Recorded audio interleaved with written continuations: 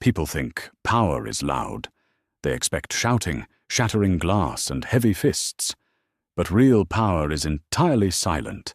It is a bespoke suit stepping quietly off an escalator. It is a platinum wedding band catching the fluorescent light of a department store. When a man kicks a woman to the marble floor for lingering near a luxury display, he expects tears. He expects a victim. What he doesn't know is that he just assaulted the wife of the city's most ruthless ghost. The Galleria did not smell like a mall. It smelled like cedar wood, ozone, and the kind of wealth that insulated you from the weather. Sadie hated it. She stood near the entrance of a high-end boutique, her fingers resting lightly against the glass display case. Inside sat a pair of rhodium cufflinks, simple, understated. She tilted her head, wondering if Roman would actually wear them, or if they would just end up in the velvet-lined graveyard of his dresser drawer. Probably the latter. Roman didn't care for accessories. He cared for control. She shifted her weight, the soles of her pristine white sneakers squeaking faintly against the polished marble floor. She was dressed in a pair of loose denim jeans and an oversized cashmere sweater. The sweater alone cost more than her rent used to be for an entire year. But it didn't scream money. Sadie preferred it that way. She had spent 26 years scraping pennies, sleeping in cars and wearing coats with busted zippers. You didn't just wash off poverty. It soaked into your bones. It dictated how you walked into a room, how you apologized to salespeople for simply browsing, how you braced yourself for the worst. I said, "Move." The voice clipped the air behind her, familiar and sharp. A cold spike of adrenaline hit the base of Sadie's neck. She didn't turn around. She didn't need to. The brain remembers the pitch and cadence of the person who broke you. Trevor. Before she could process the impossibility of him being here, a hard, sharp force slammed into her right calf. It wasn't a bump. It wasn't an accidental nudge. It was a deliberate, violent kick from the pointed toe of a leather dress shoe. The impact buckled Sadie's leg. She pitched sideways, her shoulder colliding hard with the glass display case before she crumpled onto the marble floor. The dull thud of her knee hitting the ground echoed through the quiet boutique. A few shoppers turned their heads. The sales associate behind the counter gasped, taking a half step forward before freezing. Sadie stayed on the floor for a second, the cold stone biting through the denim of her jeans. A hot, stinging pain radiated from her calf. She blinked, the cedarwood scent of the store suddenly making her nauseous. "Jesus, are you deaf?" Trevor's voice floated above her, dripping with a manufactured exasperation. "People are trying to walk here. We don't need vagrants blocking the—" He stopped. Sadie pushed herself up onto one knee. She didn't scramble. She didn't cry out. She just slowly lifted her head, pushing a stray strand of dark hair out of her eyes. Trevor stood 2 feet away. He looked exactly the same, yet entirely different. He wore a sharp, tailored navy suit that fit him a little too tightly around the shoulders. His hair was slicked back, his watch oversized and gaudy. He looked like a man desperately trying to play a part. Hanging off his arm was a blonde woman in a silk dress, her lips parted in a mixture of shock and disgust. Trevor stared down at Sadie. The arrogance in his eyes flickered, replaced briefly by recognition, and then, almost instantly, twisted into something ugly and defensive. "Sadie," he said. He dragged her name through the dirt just by speaking it. She didn't answer. She pulled herself up to her feet, brushing a speck of dust from her jeans. Her knee throbbed. She looked at him. Really looked at him. This was the man she had worked double shifts for at the diner.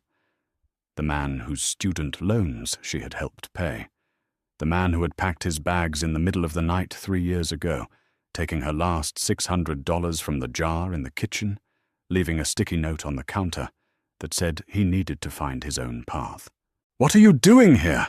Trevor demanded, his voice rising a fraction of an inch. He let go of the blonde woman's arm and stepped closer to Sadie, invading her space. "Are you following me?" Sadie let out a short, dry breath that might have been a laugh if there was any humor in it. "Following you. Don't play stupid," Trevor snapped. He looked her up and down, his eyes catching the unbranded denim and the plain white sneakers. He couldn't read the fabric. He only saw what he wanted to see. The girl he had left behind in the dirt. "My firm's office is 2 blocks away. You think it's a coincidence you're loitering in the most expensive mall in the city on a Tuesday afternoon? Looking like that?" "Trevor, who is this?" the blonde woman asked, her voice high and reedy. She looked at Sadie like she was a stain on the marble. "Nobody, Chloe. Just an old mistake," Trevor said, not taking his eyes off Sadie. He puffed his chest out slightly. "Look, Sadie, I get it. You saw the engagement announcement in the paper. You saw I made partner. But this is pathetic. Stalking me while I'm shopping with my fiancé? Throwing yourself on the ground to make a scene?" Sadie stared at him. The sheer, unadulterated delusion of the man was almost fascinating. 3 years ago, his words would have gutted her. She would have cried. She would have begged him to understand. Now she just felt tired. "You kicked me, Trevor," she said, her voice perfectly level. "I nudged you to get out of the way. You tripped over your own clumsy feet," he shot back, a nasty smirk playing on his lips. "You always were looking for a handout. What's the scam here? You gonna sue me?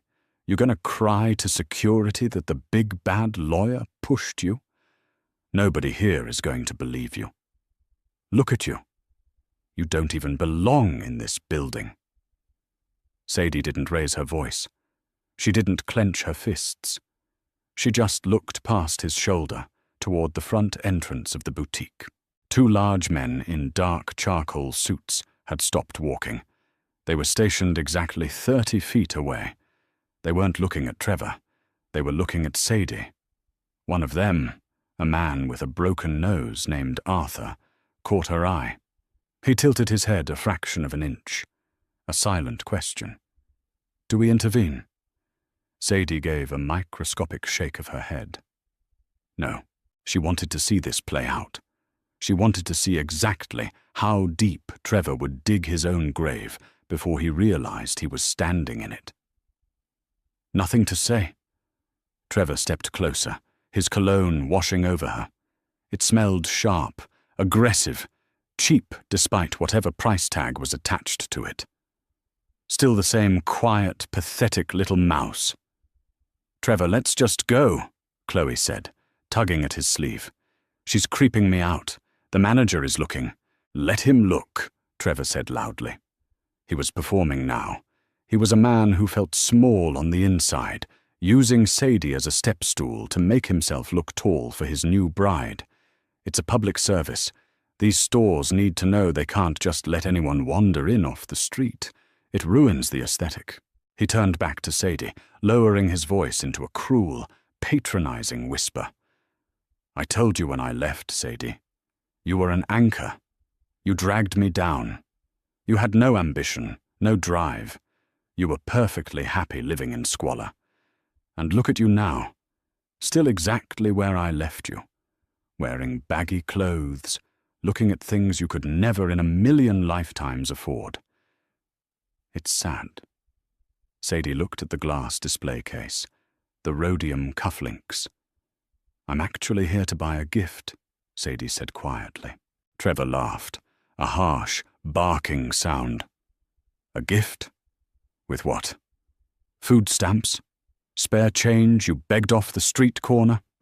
He reached out and forcefully tapped the glass case with his knuckles. "Do you even know what this stuff costs? A pair of these cufflinks is a month's rent for a normal person. For you, it's a year's wages." "Don't touch the glass," Sadie said. Trevor blinked, thrown off by the calm authority in her tone. Then his face darkened. His jaw tightened, the muscles ticking beneath the skin. He hated being told what to do, especially by her. "Who the hell do you think you are talking to?" Trevor sneered.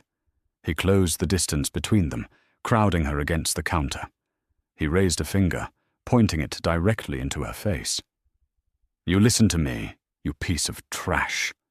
You turn around, you walk out of these doors, and you go back to whatever rat-infested hole you crawled out of.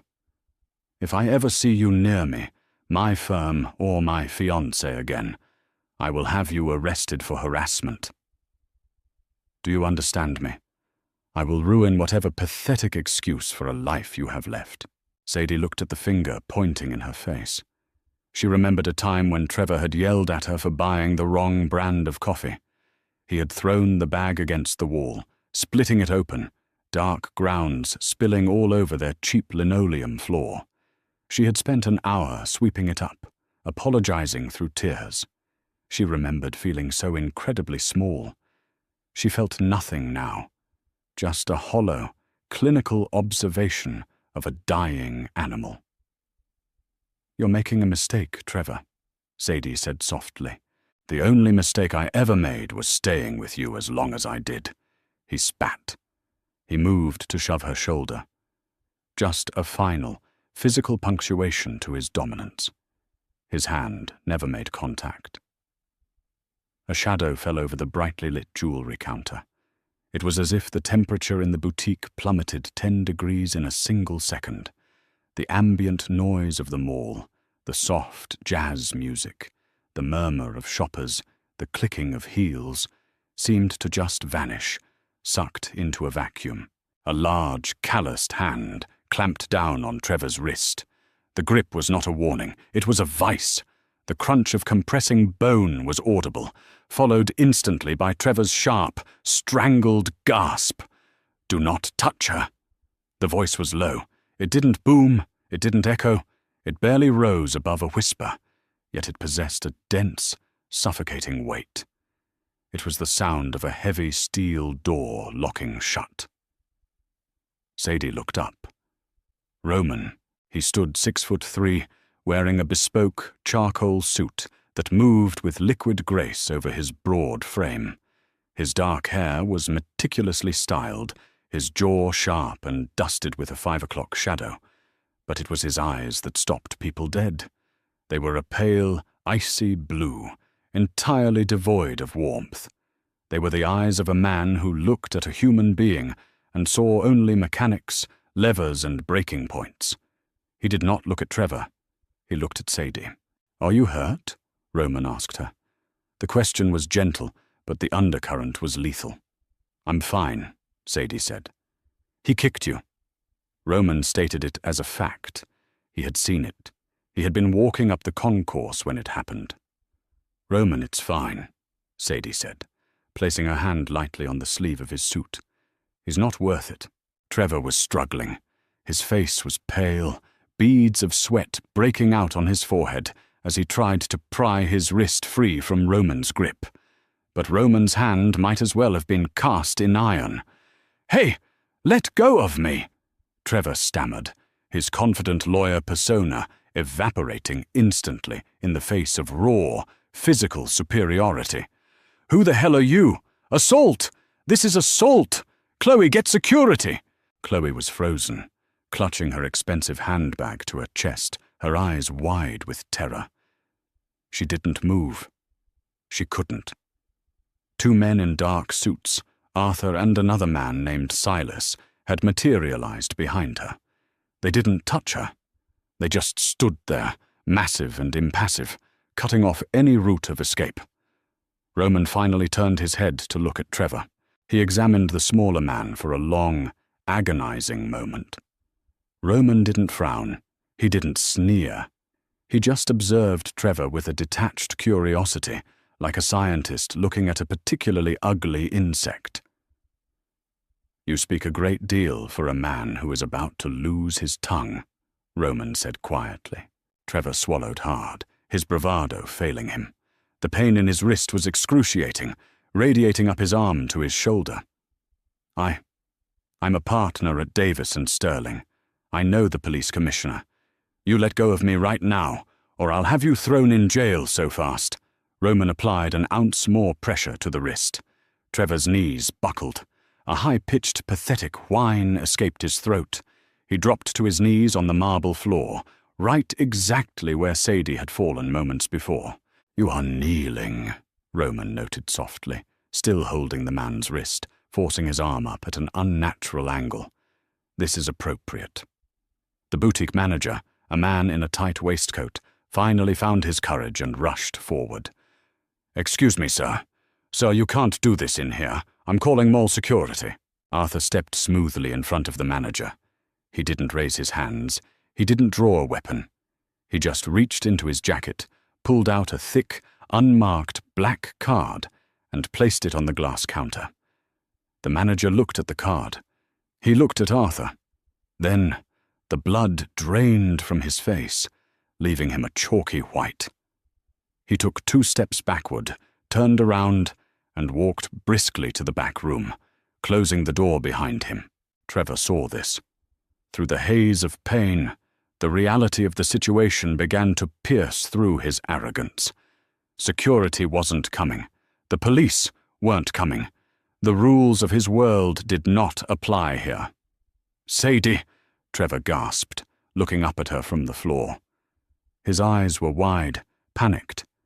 Sadie, tell him to let me go. Sadie looked down at him. She felt a profound sense of nothingness. Why? Sadie asked simply. You told me you didn't know me. You said I was a vagrant. I was joking. We dated. We lived together. Trevor pleaded. He looked at Roman. We were together. Tell him. Roman's icy blue eyes flickered. A dangerous, subtle shift. You lived with my wife? Roman asked. The words dropped like stones into a calm pond. Trevor froze. The air left his lungs in a rush. He stared at Sadie, then back to Roman, his brain struggling to compute the information. Wife. Wife! Trevor choked out. She has nothing. She's nobody. She works at a diner. She is my wife, Roman said, his voice dropping an octave, vibrating with a dark, territorial hum. She is the air I breathe. She is the ground I walk on. And you put your foot on her. Roman released Trevor's wrist. Trevor fell back on his hands, scrambling away slightly, cradling his throbbing arm against his chest. He looked up at Roman, breathing heavily. Who are you? I am the man who owns the building your law firm leases, Roman said evenly. He adjusted the cuff of his suit, looking perfectly relaxed. I am the man who funds the police commissioner's re-election campaigns. I am the man who holds the debt of your new father-in-law's failing tech company. Trevor's face went slack. The pieces clicked together. The stories he had heard in hushed whispers at partner meetings, the shadow money that ran the city's real estate, the syndicate that didn't use guns anymore because they used bank accounts. Roman, Trevor whispered, the name tasting like ash in his mouth. Yes. Roman looked down at him. And you are Trevor, the coward who stole $600 from a starving girl. Trevor flinched. How did he know that? Roman knew everything. He had run a background check on Sadie the day he met her. He had read the files. He had seen the financial records. He had known about Trevor for 2 years, but Sadie had asked him to leave it alone. She had said Trevor wasn't worth the energy of revenge. Roman had respected her wishes. Until today. It was a mistake, Trevor stammered, tears welling in his eyes. The arrogance was gone, stripped away entirely, leaving only a terrified boy in a cheap suit. I was young. I didn't mean it. You kicked her, Roman repeated, the fact immovable in his mind. I tripped. It was an accident, I swear to God. Trevor looked at Chloe. Chloe, tell him. Chloe took a step backward, shaking her head. She looked at Trevor not with love, but with sudden, intense revulsion. She was realizing exactly what kind of man she had tied herself to. "You told her she did not belong here," Roman continued, ignoring the fiancé. He looked around the high-end boutique. He looked at the terrified staff hiding in the back. He looked at Arthur. "By the store," Roman said. Arthur nodded once, pulling a phone from his pocket. Trevor stared, uncomprehending. "What?" Roman looked back down at Trevor. "I'm buying the store, this specific boutique, and once the paperwork clears in approximately 20 minutes, you will be trespassing on private property."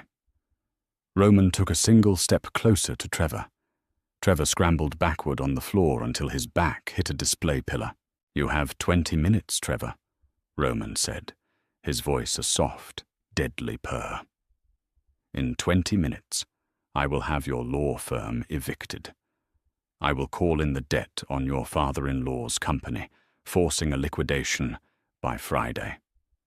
And if I ever see your face in my city again, I will not hold your wrist. I will remove your hands." Trevor couldn't speak. He was hyperventilating, his chest heaving, his eyes wide with a primal terror.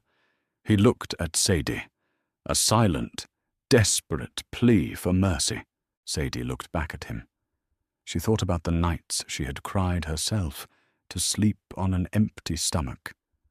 She thought about the cold, the fear, the absolute certainty that she was worthless. She reached out and took Roman's hand. His grip was warm, solid, completely secure. "Let's go home, Roman," Sadie said. "It smells like garbage in here." Roman's eyes softened, just a fraction, as he looked at her. He brought her hand to his lips and pressed a kiss to her knuckles. "As you wish, my love." They turned and walked out of the boutique. The two massive guards followed silently behind them, leaving Trevor kneeling on the marble floor, completely alone, listening to the sound of his entire life crumbling to dust. The transition from the brightly lit, sterile concourse of the Galleria to the heavy, armored interior of Roman's Maybach felt like crossing into a different dimension.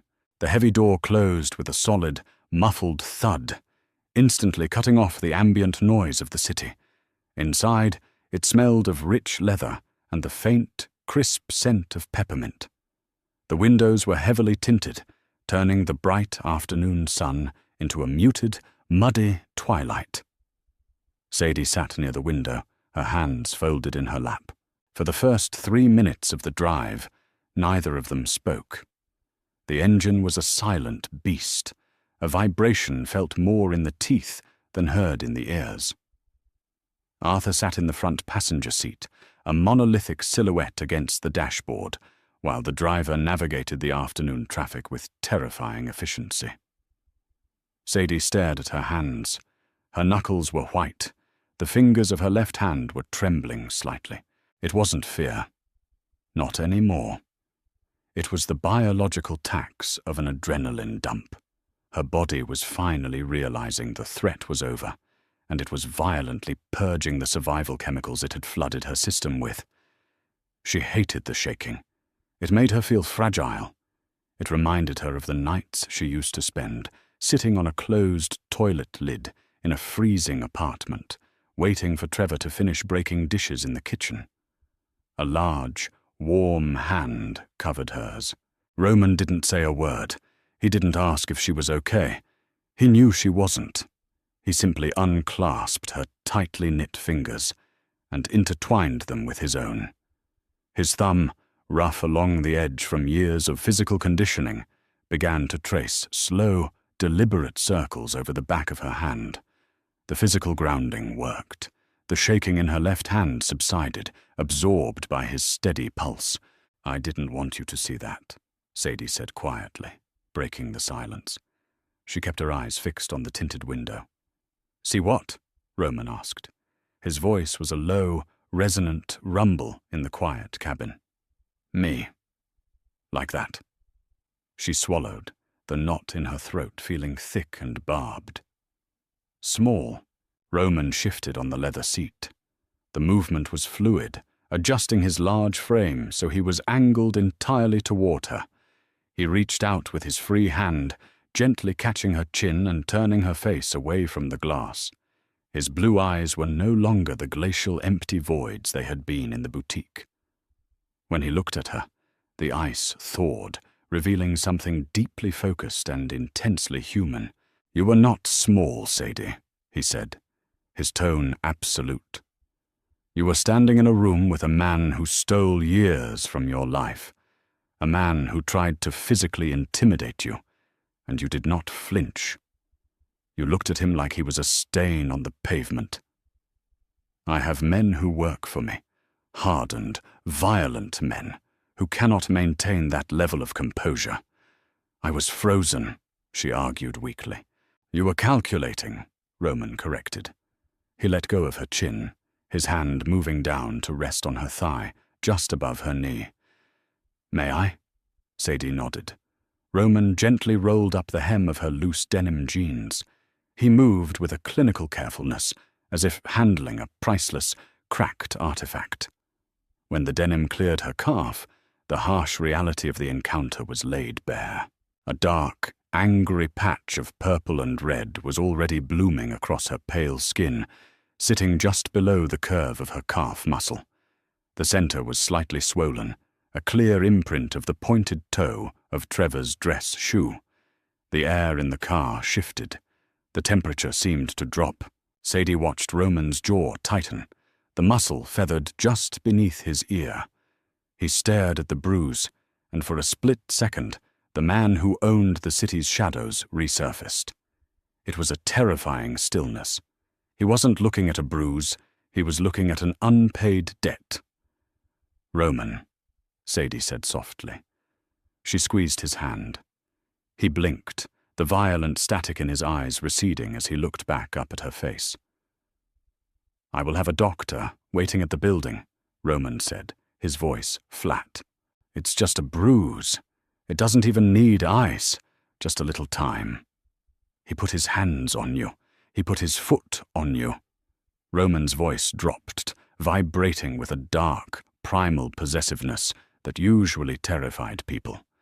For Sadie, it was the only thing that had ever made her feel safe. "He marked you. That requires a response." "You already responded," Sadie reminded him. "You took everything he has."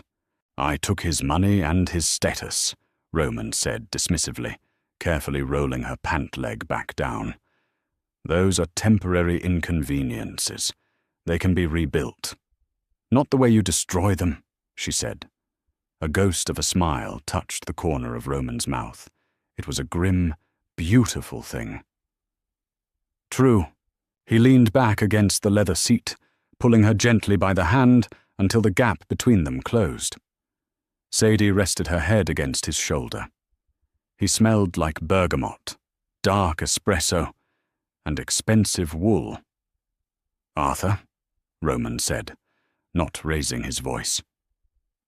In the front seat, the bodyguard immediately tilted his head. "Sir."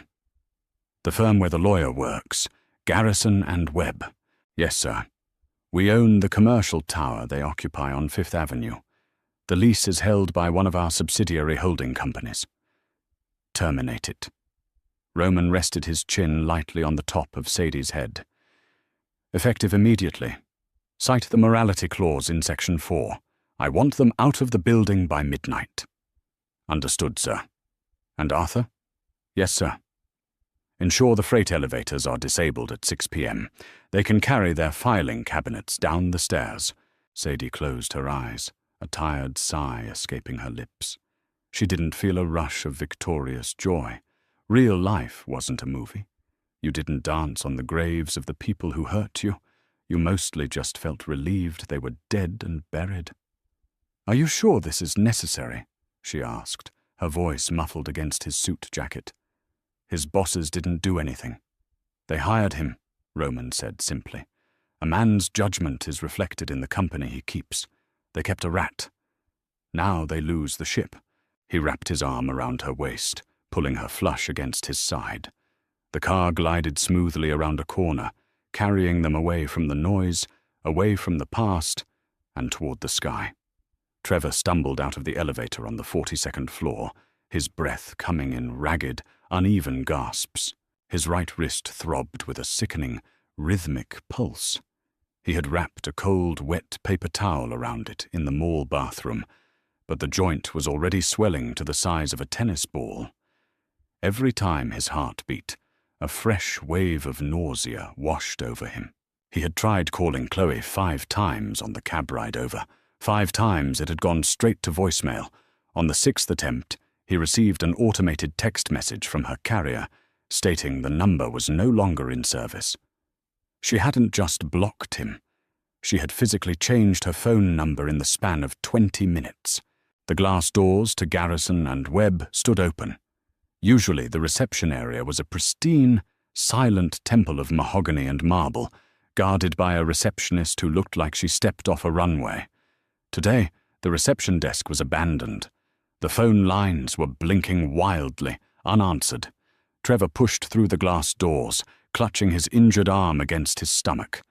The bullpen, usually a hive of quiet typing and hushed negotiations, was in absolute chaos.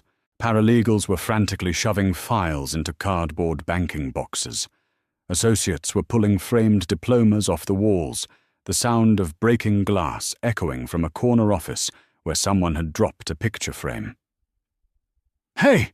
Trevor croaked, grabbing the sleeve of a junior associate running past him with a stack of legal pads. "Hey, what the hell is going on? Is there a fire?" The associate looked at Trevor, his eyes wide with a mixture of panic and deep-seated fury. "Are you out of your mind? Let go of me!" He yanked his arm away, dropping half the legal pads. "Garrison is looking for you.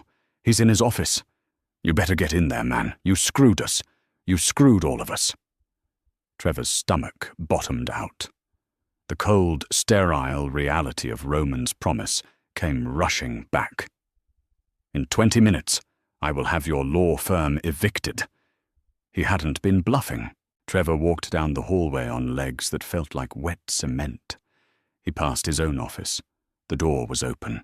2 large men in grey utility uniforms were currently tossing his books, his files, and his expensive crystal whiskey decanter into heavy-duty trash bags. "Hey, that's my stuff!" Trevor yelled, his voice cracking. One of the men paused, looked at Trevor, and tossed the decanter into the bag.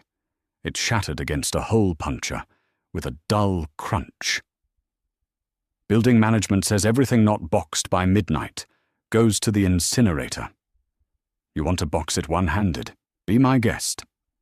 Trevor backed away, the blood rushing in his ears. He turned toward the managing partner's office at the end of the hall. The door was already open. Arthur Garrison, a man who usually commanded a room just by clearing his throat, was sitting behind his massive oak desk. He wasn't packing. He was staring at a piece of heavy cream-colored cardstock resting on his blotter. He looked 10 years older than he had that morning. "Arthur," Trevor said, stepping into the doorway. "Arthur, what is happening? The movers." Garrison slowly raised his head. He didn't look angry. He looked entirely hollowed out. "Close the door, Trevor." Trevor pushed the heavy wooden door shut. It clicked into place, sealing them in the quiet office. "I got a call 20 minutes ago from the holding company that owns this building," Garrison said, his voice a dry, papery rasp. "They triggered a morality clause in our lease, a clause I fought to remove 5 years ago, but they insisted on keeping. It gives them the right to unilaterally terminate the agreement without notice if an employee of the firm engages in conduct detrimental to the building owner." "That's illegal," Trevor said instinctively, his lawyer brain grasping for a lifeline. "They can't do that. We have tenant rights. We can file an injunction." "An injunction against whom, Trevor?" Garrison asked gently. It was the gentleness of a doctor delivering a terminal diagnosis. "The holding company is a shell. It's owned by a trust in the Caymans, which is managed by a proxy firm in Geneva. By the time we unpeel the layers to find someone to serve with a subpoena, we'll be bankrupt from the legal fees. They hold all our physical assets hostage as of midnight. Garrison stood up, leaning his knuckles on the desk. 10 minutes after that call, our 3 largest clients that make up 40% of our billable hours, called to terminate our retention agreements. No explanation. Just effective immediately. Trevor felt a cold sweat break out on his forehead. Arthur, we can fix this. I'll make calls. Then, Garrison continued, ignoring him entirely, I received a personal phone call from a man who didn't give his name. He just told me that one of my junior partners kicked his wife in a jewelry store. Silence descended on the room. It was absolute, suffocating.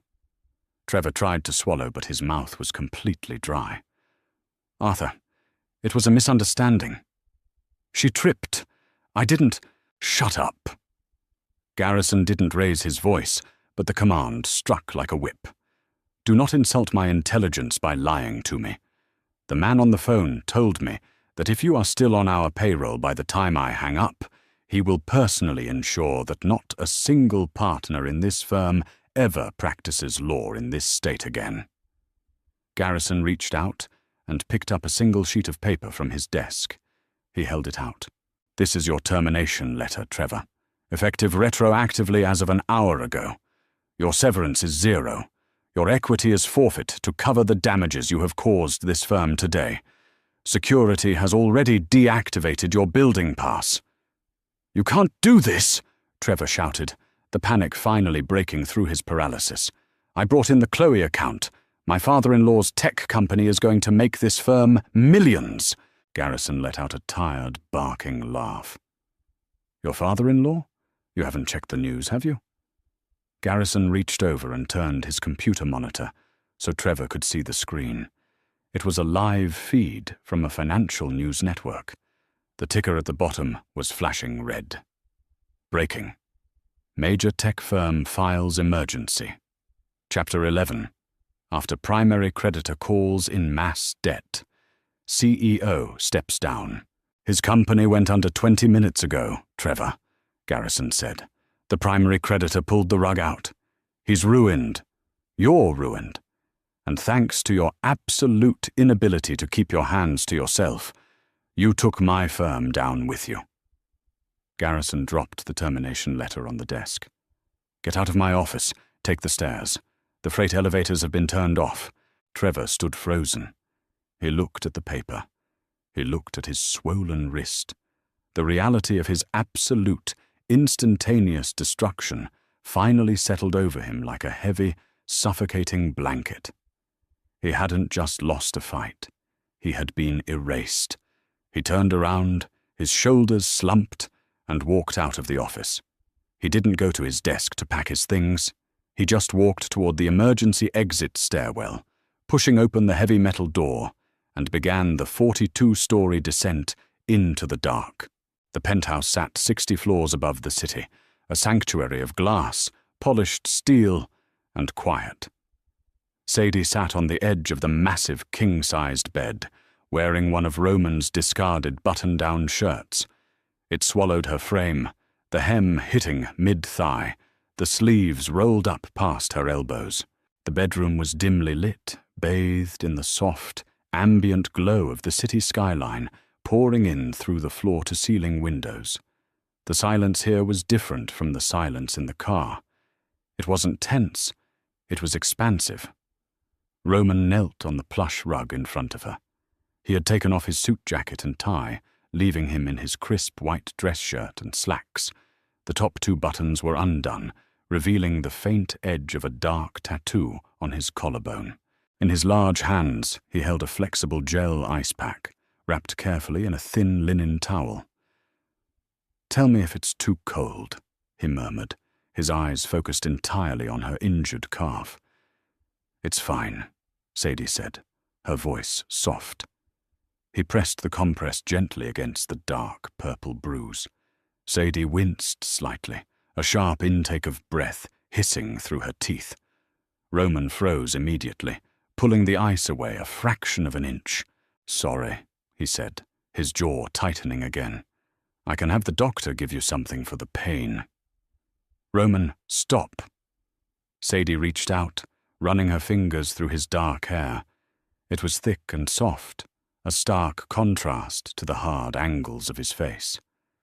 "It hurts, but it's just a bruise. It's not the end of the world." He looked up at her, his icy blue eyes catching the city light. He leaned into her touch, a barely perceptible surrender that he only ever offered to her.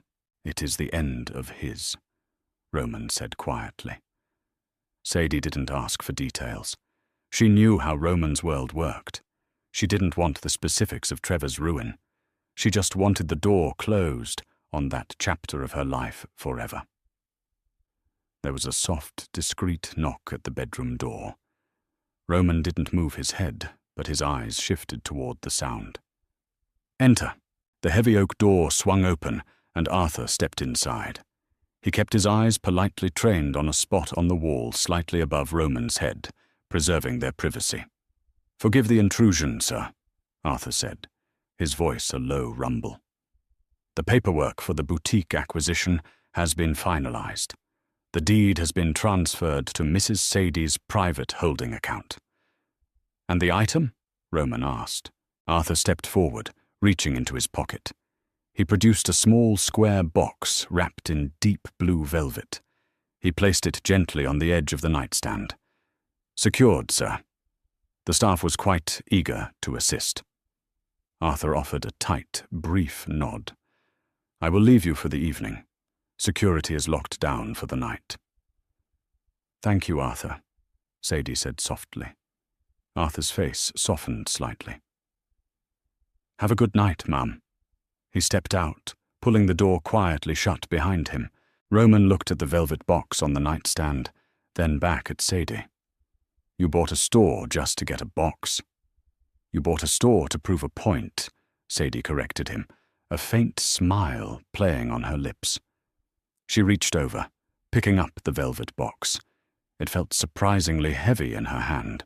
She looked at Roman, who was still kneeling in front of her, holding the ice pack against her leg. The juxtaposition of the man who could ruin a life with a phone call, currently serving as her personal nurse, never failed to ground her. "I went to the mall today because I wanted to buy you something," Sadie said, her fingers tracing the edge of the velvet lid. "You buy me everything.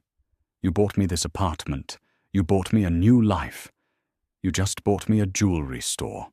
Everything I have is yours," Roman stated, as if reciting a fundamental law of physics. "I know." She looked down at the box. "But I wanted to use the money I made from my own investments, the money you taught me how to manage. I wanted to buy you something with my own name attached to it." She popped the lid open. Nestled against the white silk interior were the rhodium cufflinks. Simple, understated, elegant. They didn't scream wealth. They whispered power. Roman looked at the cufflinks. He didn't say anything for a long moment. He slowly lowered the ice pack, resting it on the edge of the bed, and sat back on his heels. He reached out and took the box from her hands. His large fingers brushed against the metal, tracing the smooth, clean lines. For a man who dealt in millions of dollars in cash, real estate, and leveraged debt daily, he handled the small pieces of rhodium as if they were the crown jewels. "They're beautiful," Roman said, his voice dropping to a gravelly whisper. "I didn't know if you'd actually wear them," Sadie admitted, feeling a sudden, foolish wave of vulnerability. "You're so particular about your clothes." Roman set the box down on the bed. He unbuttoned the simple pearl buttons on his cuffs, pulling them open. He picked up one of the rhodium links, sliding it expertly through the buttonholes of his left sleeve, snapping it shut with a definitive click. He repeated the process with the right. He held his arms out slightly, examining his cuffs. The rhodium caught the city light, gleaming coldly. "I will never take them off," Roman said, looking up at her. "You can't wear them to bed, Roman," Sadie laughed, a real, genuine sound that finally chased the last remnants of the Galleria out of the room. Roman leaned forward, placing his hands on the mattress on either side of her thighs. He pushed himself up smoothly, towering over her for a brief second before leaning down, pressing his lips to hers. The kiss was slow, deep, and impossibly gentle. It tasted like peppermint and absolute safety. "I make my own rules," he murmured against her mouth. 42 flights of stairs is a long way down in the dark. For the first 10 floors, Trevor walked with a brisk, manic energy. His mind was racing, cataloguing favors he could call in, clients he could poach, rival firms that would love to steal a junior partner from Garrison and Webb. He was Trevor Evans. He wore a $6,000 Rolex. He drove a leased Porsche. He was a master of the pivot. By the 20th floor, the manic energy burned out, replaced by a cold, creeping dread. His right wrist was a throbbing, agonizing weight, the swelling stretching the skin taut against his shirt cuff.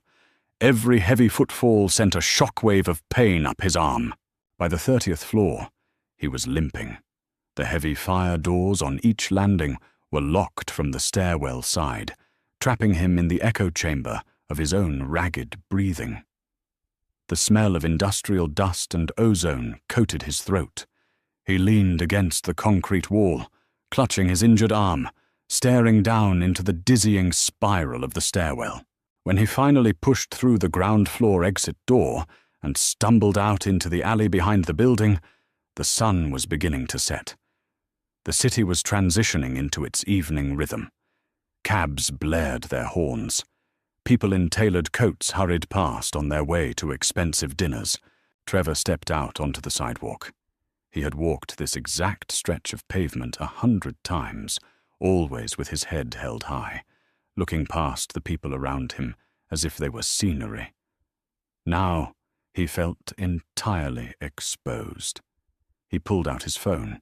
The screen was cracked from where he had dropped it in Garrison's office. 10% battery. He needed to go home. He needed to change out of this suit, ice his wrist, and get to his laptop. He lived in the Onyx Tower, a hyper-modern high-rise overlooking the river. It was a status symbol. It was proof he had made it. He hailed a cab with his left hand, the driver eyeing his pale, sweating face with suspicion. 20 minutes later, the cab pulled up to the glass-fronted lobby of his building. Trevor swiped his credit card on the terminal in the back seat. Declined. Trevor stared at the glowing red text. "Run it again," he snapped at the driver. The driver tapped the screen. Declined.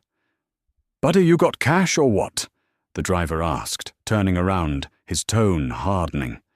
Trevor fumbled in his pocket, pulling out a $50 bill. He shoved it through the partition and practically fell out of the cab, ignoring the driver's grumbled curse. He walked up to the heavy glass doors of the Onyx Tower. He reached for his pocket to grab his key fob, but before he could, the door opened. A doorman in a crisp grey uniform stepped out, blocking the entrance. "Evening, Hector," Trevor said, trying to push past him. Hector didn't move. He was a man Trevor had tipped exactly 0 times in 2 years. A man Trevor regularly complained to management about for being too slow with the dry cleaning. "I'm sorry, Mr. Evans," Hector said, his voice entirely devoid of apology. "I can't let you in." Trevor stopped.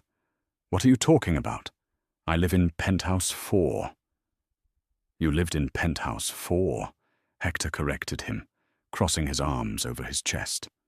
"Your lease is corporate, held by Garrison and Webb. We received a call from their accounting department an hour ago. The lease is terminated. Your key fob has been deactivated." "My things!" Trevor choked out, panic rising in his chest like bile. "My clothes! My computer!" "Building management sent a crew up 20 minutes ago. Everything is being boxed and moved to a secure storage facility downtown to be held against the damages you apparently owe your firm," Hector recited perfectly. He looked Trevor up and down, taking in the pale, sweating face, the ruined posture. "You are officially trespassing, sir. I have to ask you to step off the property before I call the police." Trevor stood on the pavement. The wind sweeping off the river was biting, slicing through the thin wool of his suit. He looked up at the towering glass monolith he used to call home. The lights were already off in his apartment. He was locked out. His phone buzzed in his hand. 8% battery. He scrolled frantically through his contacts, stopping on the name of his closest friend, a guy named Greg, who worked in private equity. They played squash on Thursdays. They drank scotch that cost $400 a bottle. Greg owed him.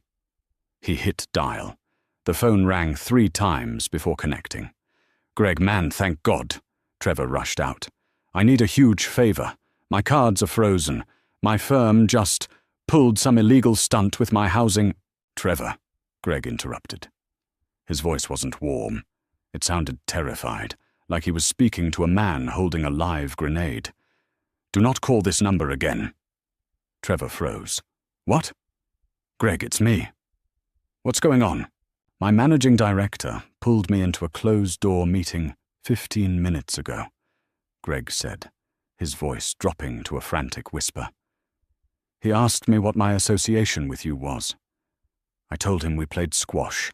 He told me if I ever speak to you again, I'm blacklisted from Wall Street. Trevor, whatever you did, whoever you pissed off, they own everything. They are wiping you off the map. Lose my number." The line went dead. Trevor lowered the phone. 6% battery. He looked around the street. The luxury high-rises, the fine dining restaurants, the sleek black cars gliding by. This was his world. He had clawed his way up to it, stepping on anyone he had to, including Sadie, to secure his place in it. And in a single afternoon, a man he didn't even know had simply turned it off. The wind howled down the avenue. For the first time in 3 years, Trevor Evans felt the cold. Trevor spent the night on a concrete bench inside a subterranean subway station. He didn't sleep. The pain in his wrist kept him tethered to consciousness, a constant, sickening throb that made his teeth ache. The station smelled of stale urine, hot metal, and damp earth. A rat the size of a small shoe scurried past his designer leather shoes at 3 in the morning. He didn't even have the energy to kick at it. When the sun finally rose, filtering dimly through the great grills above, Trevor looked down at himself. His navy suit was wrinkled and stained with soot. His tie hung loosely around his neck. He smelled like sweat and despair. He was exactly what he had accused Sadie of being, a vagrant. He needed to fix this. His lawyer's brain, previously paralyzed by shock, finally started searching for a loophole. There was no fighting Roman. The man was a ghost who controlled the physical world. You couldn't sue a phantom. You couldn't reason with an earthquake. But there was Sadie. Sadie was the lever. She was the weak point. Trevor remembered the girl who used to cry when he raised his voice, the girl who would apologize even when she was right, just to keep the peace. She was soft. She had always been soft. If he could just get to her, bypass the terrifying monolith of a husband, he could make her see reason. He could beg. He would get on his knees and cry if he had to. She would feel pity. She would tell Roman to call off the dogs. Trevor pulled himself off the bench. His legs were stiff, his joints aching from the damp cold. He spent the morning walking. He didn't know where she lived, but he knew where he had been destroyed. He made his way back toward the commercial district, dragging his feet along the pavement. He staked out the entrance of the commercial tower where Garrison and Webb was housed. Roman owned the building. Roman had men there. It was a massive gamble, but it was the only thread he had left to pull. He waited for 4 hours. He bought a black coffee with the last of his pocket change, wrapping his good hand around the paper cup for warmth. At exactly 1:15 in the afternoon, a sleek, armored Maybach pulled up to the curb.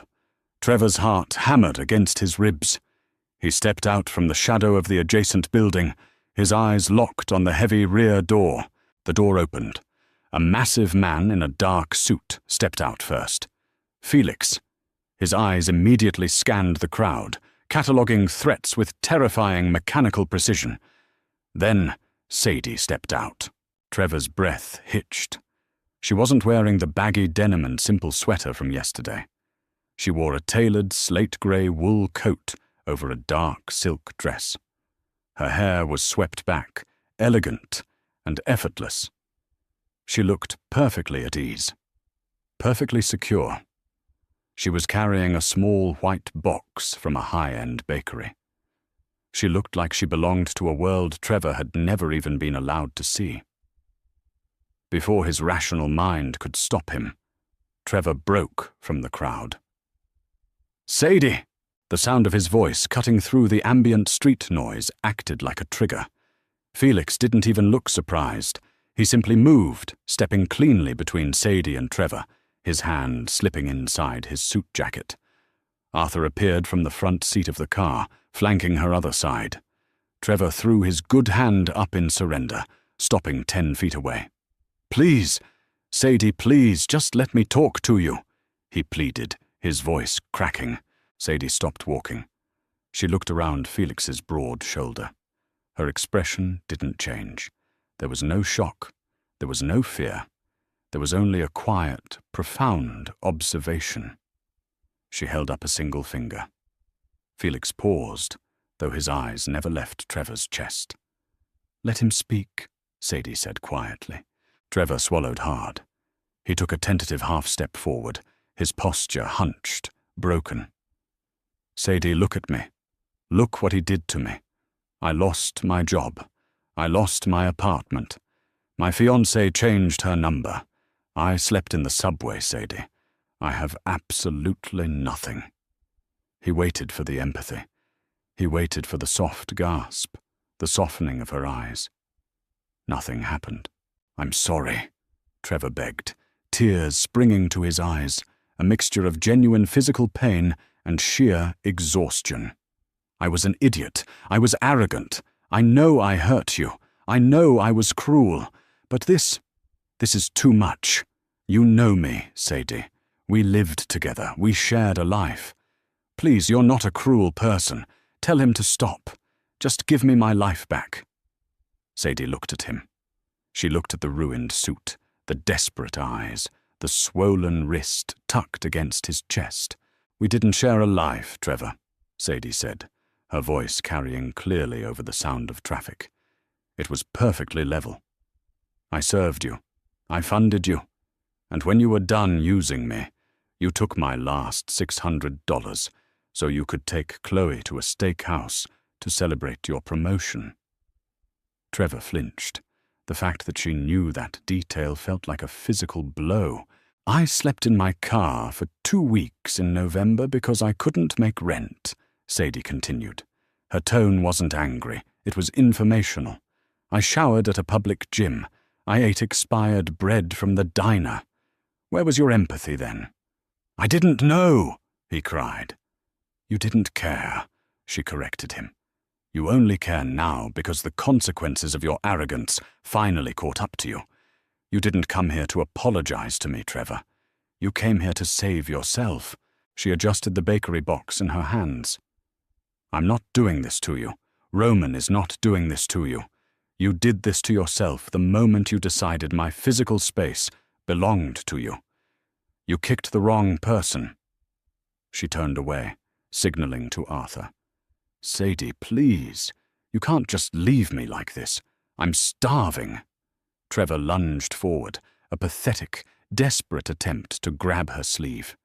He didn't make it 2 feet. Felix's hand shot out, grabbing Trevor by the collar of his ruined suit, lifting him forcefully onto his toes. The bodyguard didn't say a word. He just held him there, suspended, gasping for air. Sadie didn't look back. She walked into the glass lobby of the tower, the heavy doors sealing shut behind her. Trevor hung in Felix's grip, his vision swimming, the reality of his absolute, irreversible defeat finally crushing the last of his spirit. The velvet trap had closed. There was no way out. Felix did not drop him. He dragged Trevor effortlessly backward, away from the glass doors, toward the curb where the Maybach idled. A second vehicle, a jet-black Lincoln Navigator, had pulled up silently directly behind the Maybach. Felix shoved Trevor against the rear door of the Navigator. Trevor slumped against the cold metal, his chest heaving, his injured arm throbbing so violently he thought he might pass out.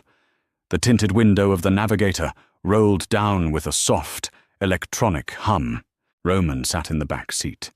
He was wearing a dark cashmere overcoat, reading a tablet. He didn't look up immediately. He let Trevor stand there, let the silence stretch and pull until Trevor's nerves were screaming. Finally, Roman tapped the screen of the tablet, turning it off. He slowly turned his head to look at the man outside the window. His eyes were exactly as they had been in the boutique. Glacial. Empty. Terrifying. You were explicitly instructed to never let me see your face in my city again, Roman said softly. I needed to. Trevor couldn't form a sentence. The sheer, suffocating presence of the man erased whatever lawyerly vocabulary he had left. You believed she was a weakness you could exploit? Roman noted, reading Trevor's intentions with effortless clarity. You thought her kindness was a flaw in my armor. It is not. Her kindness is the only reason you are currently breathing. Roman reached beside him on the leather seat and picked up a thick, manila envelope. He held it out the window. Trevor stared at it, his hands shaking. He reached out with his left hand and took it. It felt heavy. Open it, Roman commanded. Trevor fumbled with the metal clasp, pulling the flap open. Inside was a one-way Greyhound bus ticket to Omaha, Nebraska, departing from Port Authority in 90 minutes. Beneath the ticket was a small stack of $20 bills. $500, Roman said. Exactly $100 less than what you stole from her 3 years ago. The cost of inflation. Trevor looked from the money to Roman, his mouth slightly open. There is also a driver's license in that envelope, Roman continued, his voice devoid of any inflection. It has a new name, a new date of birth. From the moment you step onto that bus, Trevor Evans ceases to exist. He has no degree. He has no firm. He has no past. Roman leaned slightly closer to the window. The ambient noise of the street seemed to vanish, leaving only the dark, vibrating timbre of his voice. These are my terms, Roman said. You do not contact Chloe. You do not contact your former firm. You do not cross the Mississippi River heading east ever again. You will live a very small, very quiet life in a place where no one cares what watch you wear. Trevor's eyes filled with tears of absolute, profound defeat. And if I don't? Roman didn't smile, but a shadow of something utterly merciless crossed his face. If you do not board that bus in 90 minutes, or if you ever attempt to contact my wife again, I will not take your money. I will not take your job. I will simply erase the biological fact of your existence, and I will sleep flawlessly that night. Roman rolled the window up. The tinted glass slid into place, cutting off Trevor from the world inside the car. Felix stepped back, opening the passenger door of the Navigator and sliding inside. The two vehicles pulled smoothly away from the curb, merging flawlessly into the afternoon traffic, leaving no trace they had ever been there. Trevor stood on the sidewalk alone. He looked down at the manila envelope in his hand.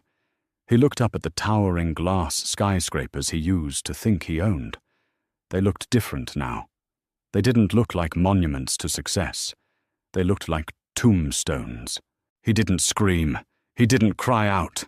He just turned, tucking his injured wrist against his ribs, and began the long, slow walk toward the bus terminal, a ghost walking among the living. High above the city, in the quiet sanctuary of the penthouse, Sadie stood by the floor-to-ceiling windows. She was holding a mug of tea, watching the tiny, insignificant dots of cars moving along the avenues below. The city was massive, indifferent, and beautiful. The heavy door to the apartment opened, and soft, deliberate footsteps crossed the hardwood floor. Roman didn't say anything as he approached her from behind. He simply wrapped his arms around her waist, pulling her back against his chest. He rested his chin on the top of her head. "It's done," Roman said quietly. Sadie didn't ask what that meant. She didn't need to know the details. She knew Trevor was gone, and she knew he would never be a problem again. The chapter wasn't just closed. The book had been burned. She leaned her head back against his shoulder, letting out a long, slow exhale. The tension that had lived at the base of her neck for 3 years finally dissolved. She reached up, her fingers brushing against the cuff of his shirt. Her thumb traced the cool, smooth metal of the rhodium cufflink. "Thank you," she whispered into the quiet room. Roman turned his head, pressing a soft kiss to her temple. He held her there, high above the noise, high above the past, anchoring her entirely in the present. Always. Did you feel the satisfaction of Trevor finally hitting rock bottom? There's nothing quite like watching arrogant bullies realize they've messed with the untouchable. Sadie didn't just survive her past, she leveled up, and Roman proved exactly why silent power is the most terrifying kind. If this story gave you chills, smash that like button right now. Share this video with a friend who loves a satisfying karma story, and make sure to subscribe to the channel so you never miss our next intense drama. Drop a comment below. Did Roman go too far, or did Trevor get exactly what he deserved?